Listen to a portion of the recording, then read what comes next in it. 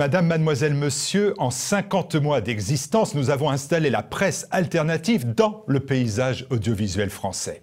La croissance en nombre de vues, mais aussi en temps d'écoute et en nombre d'abonnés, déjà plus de 100 000 abonnés sur YouTube et le double sur les réseaux sociaux, constitue un vrai motif de satisfaction et au-delà, un signe d'encouragement pour poursuivre dans cette voie. En 50 mois, TV Liberté est devenu créateur d'informations et des médias classiques font appel dorénavant régulièrement à ces images. Tous les voyants semblent au vert. Malheureusement, en réalité, ce n'est pas exact. Je vous dois la vérité, il y a un vrai nuage au-dessus de nos têtes, un nuage noir qui, pour la première fois d'ailleurs, obscurcit l'été à venir. Ce nuage porte un nom cru, le manque d'argent. L'argent de notre communauté de donateurs nous offre la liberté, l'indépendance et comme vous pouvez le voir chaque jour, le professionnalisme, la clairvoyance et la ténacité. Mais voilà, pour passer les très difficiles mois de l'été, il faut impérativement, absolument, que 750 d'entre vous qui me regardez nous fassent un don de 100 €, soit par chèque, par carte bancaire ou par PayPal. 750 dons de 100 €. Évidemment moins de 100 € pour ceux qui n'en ont pas les moyens et plus de 100 € pour ceux qui peuvent se le permettre. En sachant d'ailleurs que 100 € correspondent à une dépense réelle de 33 € après les réductions fiscales maintenues à l'identique pour votre prochaine déclaration d'impôt. 750 dons de 100 € pour permettre à TV Liberté de révolutionner encore plus l'audiovisuel, faire reculer le télévisuellement correct, vous faire reprendre le pouvoir. Nous avons encore tant de choses à faire. Quand un ministre de la Culture, même médiocre, affirme vouloir faire de France Télévisions, payé par notre redevance, une nouvelle machine de guerre contre, je cite, les réactionnaires, on se dit que TV Liberté est nécessaire. Quand le même ministre instaure une discrimination dans l'audiovisuel en voulant chasser les hommes blancs de plus de 50 ans, on se dit que TV Liberté est indispensable. Enfin, quand un gouvernement fait voter une loi de circonstances dangereuse et liberticide sur les prétendues fake news, on se dit alors que pour s'opposer à un ministère de la vérité ou à un ministère de la pensée unique, la voix de TV Liberté va devenir salutaire. Madame, mademoiselle, monsieur, une célèbre société de défense des animaux s'écrit chaque été « N'abandonnez pas votre compagnon sur la route ». Alors, je vous le dis simplement, cet été, n'abandonnez pas TV Liberté sur la route de notre succès. Aidez-nous et en nous aidant, reprenez le pouvoir. Je n'ai pas l'habitude d'avoir ce ton aussi pressant, mais nous avons vraiment besoin de vous maintenant.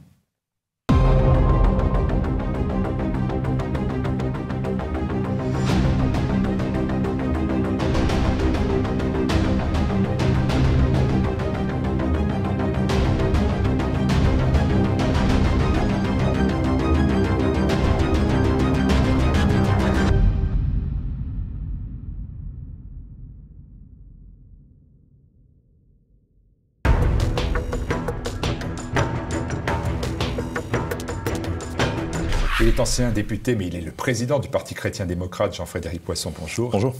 Marine Le Pen rédige une lettre ouverte à Nicolas Dupont-Aignan alors que leurs bureaux sont séparés de quelques mètres. Nicolas Dupont-Aignan demande des précisions sur le programme de Madame Le Pen qu'il a accepté pourtant en mai 2017. Est-ce que c'est la bataille des égos ou une simple mise en scène avant fiançailles? Vous qui savez tout. Oui, ça peut être tout ça à la fois. Il y a dans cette démarche quelque chose qui est l'ambiguïté, la difficulté au fond de réunir toutes ces formations et toutes ces personnes qui finalement ont des socles de plus en plus communs.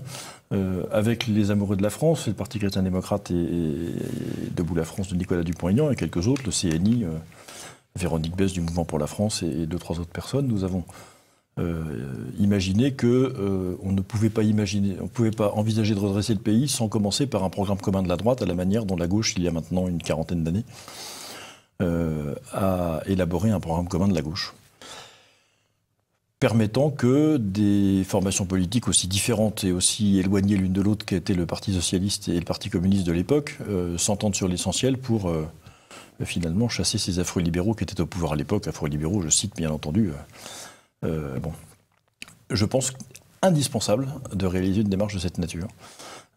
faute de quoi le macronisme est installé pour un quart de siècle avec tout son cortège de choses néfastes et nuisibles pour notre pays et pour le monde. Nous avons beaucoup de mal à réaliser cette opération, beaucoup de mal, parce qu'il y a des pesanteurs historiques, culturels, il y a des intérêts de partis politiques. Les partis politiques sont des organisations, ils ont leurs propres intérêts, leurs propres stratégies. Donc faire converger tout ça est un exercice compliqué. Je pense que je continue de penser qu'une liste unique pour les européennes serait la meilleure solution. Les européennes sont dans un an, un peu moins d'un an, nous en sommes encore loin de cette liste unique pour cette échéance. Il faut dire qu'on en est loin parce qu'en mars dernier, vous étiez à cette place, vous m'avez même déclaré, j'ai rencontré Marine Le Pen. Oui. Enfin, aujourd'hui, vous déclarez à Boulevard Voltaire, mes amis de Boulevard Voltaire, que, je cite, « Je ne serai pas dans une liste européenne menée par un membre du Front National ». C'est-à-dire, en 3 mois, les choses n'ont pas évolué favorablement, c'est le moins qu'on puisse dire. Non, c'est pas tout à fait la même chose. Moi, je ne m'interdis rien en termes de dialogue, de rencontre. J'estime que j'ai le droit, et pour ne pas dire le devoir comme responsable politique, de rencontrer et de dialoguer avec tous ceux qui sont susceptibles un jour de partager des éléments essentiels de ce programme commun de la droite dont je parlais tout à l'heure. Dialoguer avec quelqu'un, ça ne veut pas dire que, on est associé ou allié ou... c'est comme dans les bonnes familles. D'abord, on commence par échanger ses numéros de téléphone. Ensuite, on s'invite au cinéma. Après, on se marie. Là, on est au stade entre le téléphone et le cinéma. Vous voyez, on est dans la... c'est déjà le divorce. Je ne serais pas dans une liste européenne menée par un membre du Front National. Non, parce que ce serait une liste du Front National et je ne suis pas dans une logique de ralliement. On ne peut pas imaginer un rassemblement autour d'un programme commun qui prendrait la forme de quelque chose qui serait, un ralliement. Je ne suis pas du tout dans cette logique-là. Je pense qu'il faut commencer par s'interroger sur, encore une fois, les principes de ce qu'on veut faire ensemble, le programme commun de la droite pour l'Europe. Commençons par l'Europe, c'est un terrain de jeu a priori favorable pour s'entendre sur un certain nombre d'éléments essentiels. Ensuite, j'ai dit, redit et répété que si effectivement une des grandes formations politiques devait tirer une liste européenne, ça ressemblerait à une liste de ce parti politique. Et je pense que c'est antinomique de la notion de rassemblement. Voilà pourquoi j'ai fait cette déclaration. Alors, moi, je ne saisis pas toujours tout, on ne comprend plus grand-chose d'ailleurs au positionnement des uns et des autres, aux atermoiements. Exemple, alors là, un exemple qui vous touche. Vous avez signé l'appel de la ville d'Angers, l'appel d'Angers, oui. Avec plus de 100 élus. C'est en fait un appel à l'unité de la droite. Et vous participez à l'aventure des amoureux de la France avec Nicolas Dupont-Aignan, notamment, et le CNIP et le Mouvement pour la France. Mais Nicolas Dupont-Aignan n'a pas signé l'appel d'Angers. Comment voulez-vous que les électeurs ou que les gens de bonne volonté de droite s'y retrouvent? Quelle image que ça donne tout ça? Ce que je crois, c'est que nos électeurs doivent petit à petit se faire à l'idée qu'il peut y avoir plusieurs démarches différentes qui convergent. Il faut qu'on apprenne à être un peu gauchiste, tout ce rapport.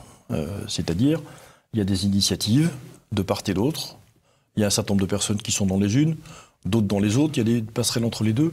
Très bien, je participerai, et le Parti chrétien-démocrate participera, à toutes les initiatives qui vont dans ce sens-là. J'ai signé l'appel d'Angers, d'ailleurs, parce que j'étais sur la tribune, donc c'est bien élevé quand on est sur la tribune de manifester qu'on était content d'y être. Nous avons lancé avec Nicolas Dupont-Aignan les amoureux de la France il y a maintenant 10 mois, dans une perspective un peu différente. L'union de la droite n'est pas l'objectif des amoureux de la France, l'union de la droite est l'objectif de l'appel d'Angers. L'union de la droite est certainement un moyen pour redresser le pays, comme les amoureux de la France en sont un autre. Et ces initiatives vont dans le même sens. Que les uns signent, que les autres signent pas, ce n'est pas finalement si important que cela. Ce qui est important, c'est de savoir pourquoi ces deux démarches existent. Et en l'occurrence, elles existent pour la même raison, c'est-à-dire une forme de constat que le macronisme est en train de détruire la France, que décidément l'opposition représentée, paraît-il, par les Républicains ne parviendra pas et ne parvient pas à s'opposer, et donc il faut reprendre la main autrement. Ce qui ne peut se faire sans à la fois l'affirmation d'un programme commun, c'est la démarche d'amoureux de la France, dans une volonté d'union de tous ceux qui pensent la même chose. C'est la démarche de l'appel d'Angers, donc ça n'est pas du tout concurrent. Ce sont deux démarches qui sont... Elles ne sont pas parallèles, parce que c'est comme les rails de chemin de fer, parallèle ça se rejoint jamais, donc il ne faut pas que ça soit parallèle. Disons que c'est concomitant, et que petit à petit tout ça va dans le même sens. Voilà pourquoi nous sommes dans ces deux dispositifs. Les amoureux de la France, vous allez le 19 juin prochain à La Roche-sur-Yon, oui. en Vendée. Vous venez chercher le point de vue du patriarche vendéen, non, Philippe de Villiers? Non, on va pas l'ennuyer avec ça. D'autant plus qu'il a manifesté lui-même une forme de volonté de retrait de toute cette activité-là. Nous sommes accueillis par... Ça tomberait bien s'il venait. Ah ben, il est évidemment bienvenu. En plus, il est chez lui, donc il y a toutes les raisons pour ça. À l'invitation de Véronique Besse, le maire des Herbiers, mon ancienne collègue au Parlement, qui a participé au lancement aussi des Amoureux de la France, nous faisons cette réunion publique, mais comme nous en faisons une 8 jours plus tard, le 27 juin au Chesnay, dans les Yvelines, toujours dans le même état d'esprit, en invitant de manière tout à fait ouverte et bienveillante tous ceux qui veulent débattre avec nous ce programme commun à le faire. Et j'observe que, d'abord, les salles sont pleines. Il y a eu 3 occurrences jusqu'ici, à Tours, à Nice et à Metz, à côté de Metz, à Pont-à-Mousson. Les salles sont pleines. L'assistance vient d'absolument toutes les formations politiques de la droite et même parfois au-delà. Et donc, on voit bien qu'on est dans une volonté, et ce qui est perçu, je crois, par ceux qui sont dans les salles en tout cas, une volonté de rassemblement autour d'un projet commun. C'est ça qui nous intéresse. Vous appelez, l'instant encore, à commencer par le commencement, c'est-à-dire savoir ce qu'on est prêt à défendre en commun. Là encore aussi, en cherchant même le plus petit dénominateur commun, vous avez évoqué l'Europe, hein, le PPDC, hein, le plus petit dénominateur commun de vous tous. On se dit quand même que vous n'êtes plus d'accord sur grand-chose. Non, je ne dirais pas ça. Je dirais que il y a une conviction partagée par nous tous qui est que la France n'est pas finie. Et que si nous n'arrivons pas à redonner à la France un poids politique à l'intérieur des institutions européennes dans un projet qui soit autre chose que technocratique, alors probablement que notre pays encourra des affres encore plus douloureuses que celles qu'il traverse aujourd'hui. Ça, c'est un point commun. Il y a une forme d'attachement à la souveraineté nationale, il y a notre liberté, la liberté de la France en tant que pays. Il y a une forme d'attachement, à la préservation de l'identité culturelle de notre pays. Enfin, la thématique de Laurent Bouvet, qui l'a si bien résumé en parlant d'insécurité culturelle, qui est un ressentiment largement partagé aujourd'hui par beaucoup de Français. Il y a la même volonté de contrôler les flux migratoires, la même volonté de se battre contre l'islam conquérant, la même volonté de se débarrasser un peu de l'atlantisme qui irrigue régulièrement depuis maintenant une vingtaine d'années la politique internationale française, la même volonté de contrecarrer les pouvoirs de la Commission qui deviennent tyranniques au sens propre du terme. On a vu ce qui s'est passé récemment en Italie par exemple ou en Pologne. Donc tout ça sont des éléments partagés qui suffisent largement à déterminer un plan d'action qui pourrait être partagé dans le cadre des institutions européennes avec des déclinaisons sur le plan de la politique nationale. Donc c'est pas qu'on n'a rien en partage, au contraire. Simplement sur les sujets qui pour le Parti chrétien-démocrate sont des sujets essentiels. Mais ça n'est pas vrai qu'à l'occasion de cette échéance.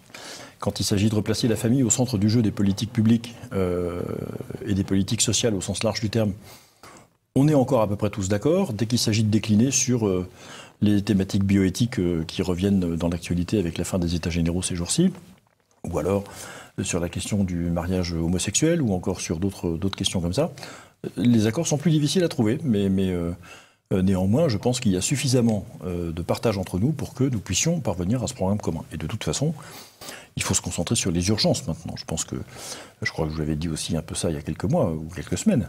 L'élection d'Emmanuel Macron a plongé la France dans une situation de crise et d'urgence qui veut que, comme disait l'autre, lorsqu'il y a un incendie, on ne demande pas la carte d'identité de celui qui vous passe le seau.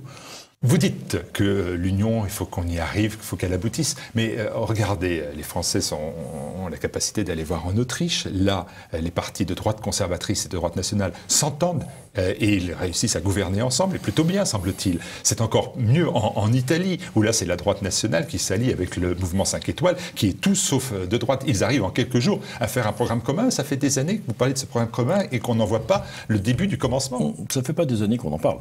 Le vrai lancement de ce programme commun, enfin je pense que les amoureux de la France peuvent d'une certaine manière revendiquer la paternité, c'est donc septembre 2017, donc ça ne fait pas des années, ça fait quelques mois.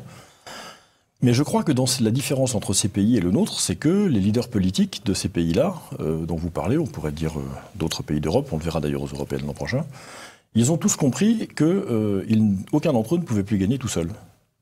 Et je pense que chez un certain nombre de leaders politiques français, de droite, il y a encore cette conviction que finalement, une espèce de creux de la vague, les choses s'arrangeront après la pluie et le beau temps. Il n'y a pas de contre-exemple d'ailleurs, donc tout le monde se dit finalement, je vais me refaire la cerise, comme on dit pendant le Tour de France, et je pourrais gagner tout seul parce que j'ai une bonne étoile, j'ai une formation politique solide, parce que j'ai un espace, parce que j'ai des tas de choses qui me permettent de... Bon. Tant que la conviction ne sera pas partagée que plus personne ne gagnera tout seul, je pense qu'il sera difficile de réaliser cette union, même si par ailleurs le socle d'un programme commun existe déjà, je le disais tout à l'heure, même si c'est un souhait assez largement partagé par beaucoup d'électeurs en France, c'est certain, et même si l'urgence politique réclame cette union. Est-ce que le fait que Laurent Wauquiez soit à la tête des Républicains n'est pas un plus dans cette stratégie par rapport à Copé, par rapport à Fillon, par rapport à tant d'autres que vous avez connus? Oui, bien sûr. Je siégeais avec eux à l'Assemblée, je les connais tous très bien. Je ne sais pas si c'est un plus.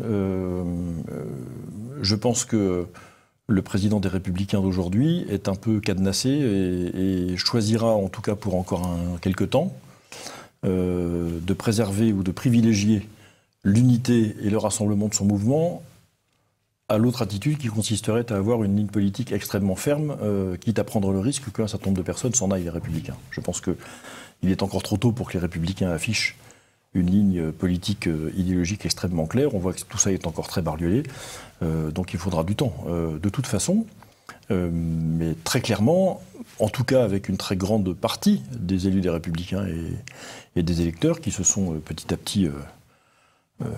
j'ose à peine dire radicalisés, parce que ce serait trop fort, mais qui sont un peu affermis, ces derniers mois, ces dernières années, il y a là aussi beaucoup d'éléments qui peuvent permettre d'envisager, de partager une stratégie électorale un jour.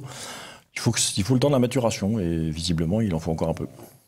Est-ce que l'unité que vous proposez, ou l'union, ou le rassemblement, ne se résume pas finalement à un tout sauf Le Pen, ou un tout sauf Wauquiez, alors qu'il faudrait un tout sauf Macron ? C'est exactement la perspective qui est la mienne.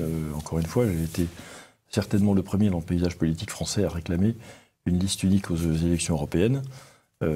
Qui ne soit pas estampillée par un parti politique en particulier, mais qui soit une vraie liste de rassemblement et d'union autour d'un projet commun, en écartant les étiquettes, en écartant les mécaniques de répartition arithmétique, etc. Parce que je pense que le salut de notre pays passe par là aussi.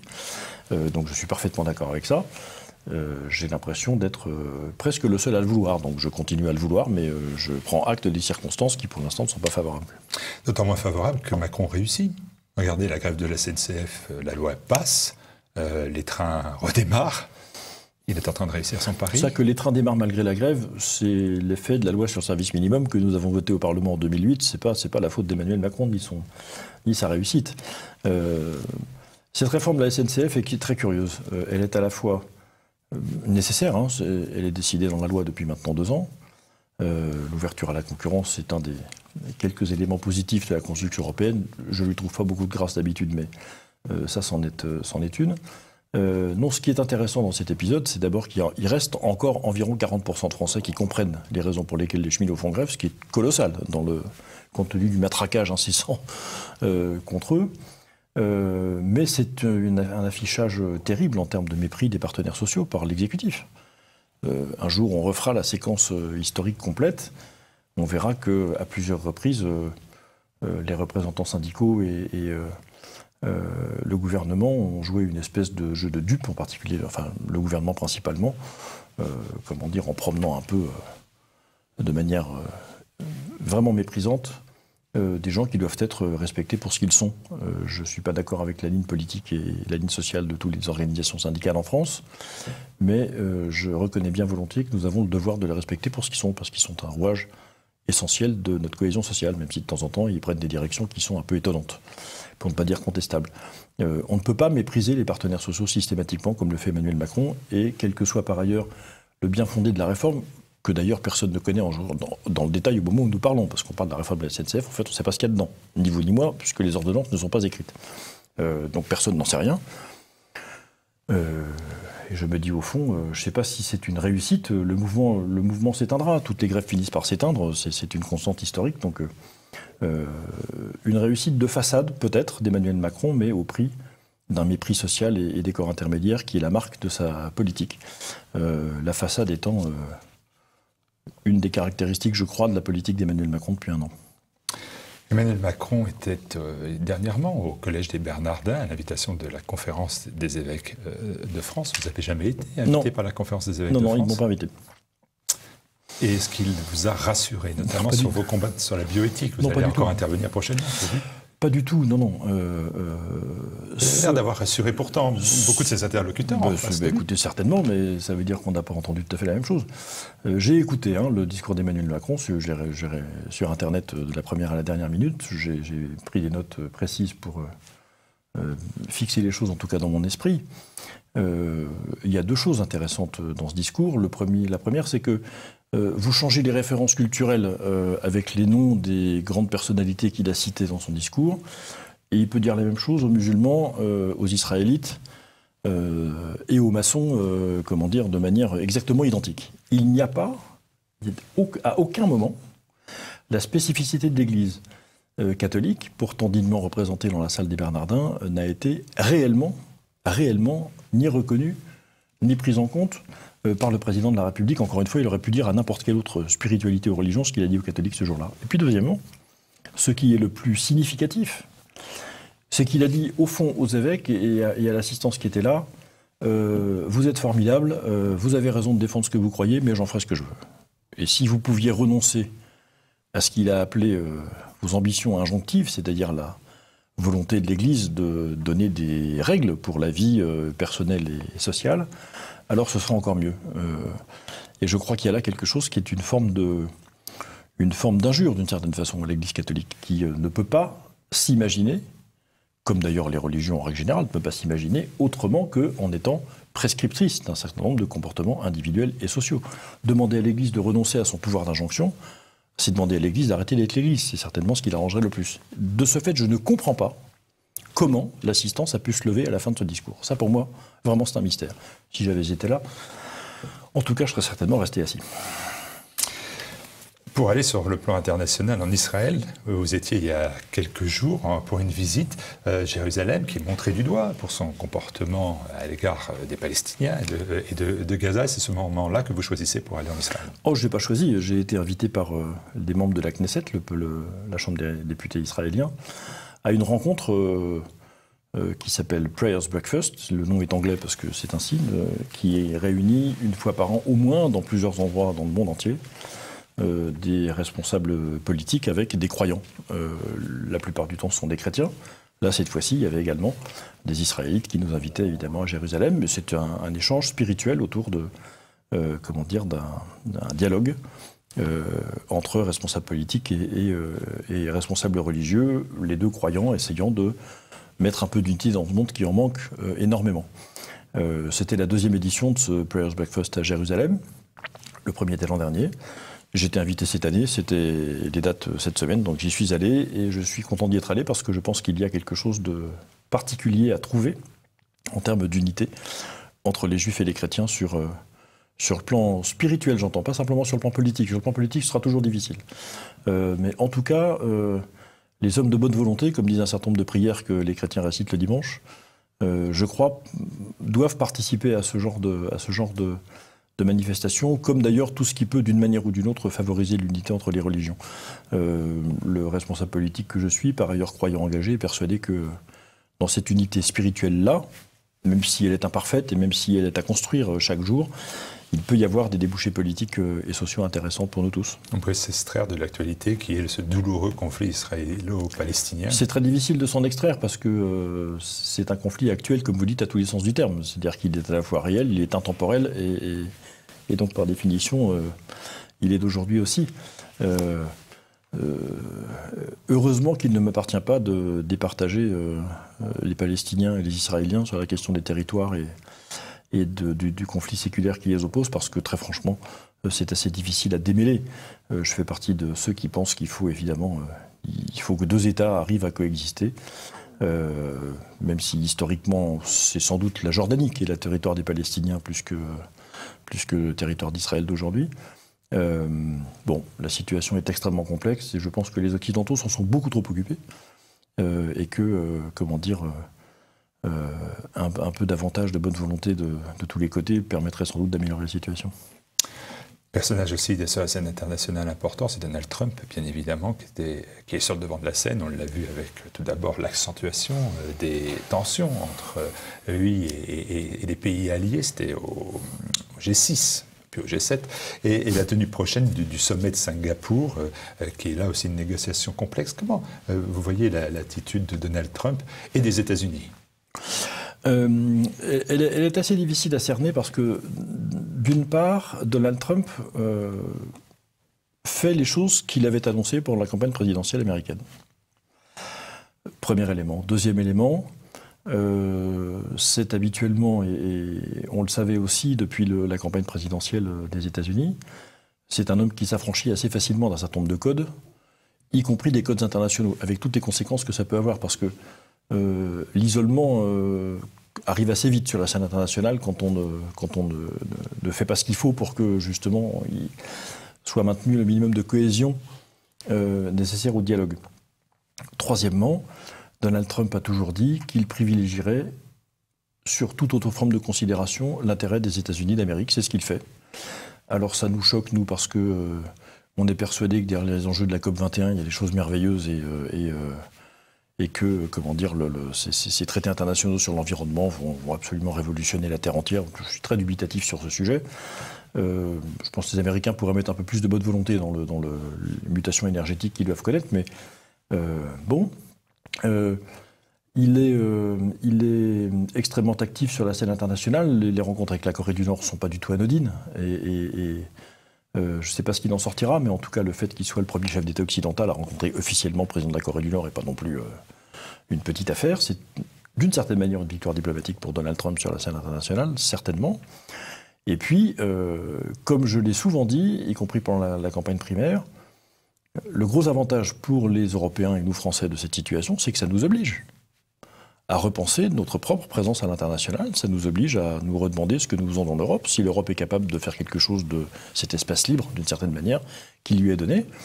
Et nous verrons bien comment nous sortirons de tout cela. Mais pour prendre l'exemple particulier de l'accord avec l'Iran, soit effectivement nous arrivons à faire en sorte que les intérêts des entreprises européennes présentes en Iran soient protégées. Ça, on ne prend pas le chemin parce qu'elles sont en train de partir les unes après les autres, comme vous le voyez petit à petit, avec d'énormes marchés et donc des fragilités pour ces entreprises à venir. Soit nous restons sous le joug des Américains, toute Europe que, paraît-il, nous sommes, et nous verrons à ce moment-là quelle voie nous choisirons. Mais il y a une forme de défi lancé aux autres pays, aux autres puissances mondiales, on va dire, ou internationales, dans cette manière de faire de Donald Trump qui, pour nous, est intéressante. Ça nous oblige à revoir, réexaminer, repenser complètement nos stratégies internationales et nos relations. C'est plutôt une bonne perspective, si jamais on en fait quelque chose. Merci beaucoup, Jean-Frédéric Poisson. J'ai une dernière question. Vous avez peut-être vu cette polémique sur les réseaux sociaux qui se dessinent avec la présence en octobre prochain, je crois, du chanteur-rappeur Medine dans la salle du Bataclan. Chanteur aux propos souvent insultants et provocateurs. Et faut-il interdire Medine au Bataclan ? Je pense que l'idée même de l'avoir programmé me paraît parfaitement saugrenue. Deuxièmement, on ne s'appelle pas Medine par hasard. C'est pas n'importe quelle ville, Médine. Ça n'est pas la ville de l'islam le plus calme et le plus tolérant et le plus facile. Troisièmement, il y a dans les propos, dans les paroles, les textes des chansons de ce chanteur, de ce rappeur, cette phrase qui dit, je crois, verbatim, il faut crucifions les laïcards comme au Golgotha. Ce qui, pour tous ceux qui n'ont pas d'intérêt particulier pour la religion et pour les chrétiens, est une injure insupportable, au fond. Et on nous explique que l'homme qui est capable d'écrire ça est par ailleurs un adepte du djihad tranquille, de l'effort sur soi, toute cette espèce de propagande en réalité qui est derrière l'utilisation de ce mot. Non, c'était très imprudent de programmer. Par respect pour les victimes, je pense qu'il serait extrêmement pertinent et bienvenu d'annuler ce concert. L'islam, c'est un sujet sur lequel vous travaillez. Ça aboutira peut-être à... Oui, je publierai un livre en septembre prochain aux éditions du Rocher qui s'appellera « L'islam à la conquête de l'Occident », sur la base de documents officiels produits par les États arabes et l'Organisation de la coopération islamique. Un document qui s'appelle « Stratégie islamique d'action culturelle destinée aux musulmans qui sont installés en Occident » et de voir comment les États musulmans eux-mêmes envisagent petit à petit d'accentuer la domination de la charia sur l'Europe. Tout ça est écrit. J'ai souhaité faire un commentaire de ce texte qui Il a été publié et adopté en 2000 par ces instances internationales musulmanes. Et comme il est très peu connu, alors qu'il est public, eh bien, il m'est apparu indispensable de le mettre à disposition des lecteurs français pour qu'ils se rendent compte qu'au-delà des collections de faits divers qu'on a déjà vus bien des fois dans la littérature récente, bien de faire apparaître ce qui est non pas, une juxtaposition hasardeuse ou inconcertée d'événements pris ça et là, mais une volonté stratégique de conquête. Et je soumettrai ça à l'appréciation, à la critique de nos lecteurs en septembre prochain aux éditions du Rocher. Et des téléspectateurs TV Liberté. Et des téléspectateurs TV Liberté, pourquoi pas. Merci Jean-Frédéric Poisson. Merci à vous.